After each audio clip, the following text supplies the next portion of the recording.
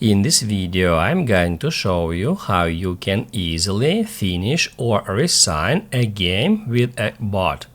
Be sure to watch the video to the very end so you don't make any mistakes, and of course do not forget to like this video and subscribe to my channel. Thanks guys. So let's get started, and if you want just to finish playing a game with a computer or with a bot, all you have to do is just click right here where it says resign, because even if we close the game, even if we go out of the game, once we click at play with computer, will be taken to the same game. So the only way is to resign.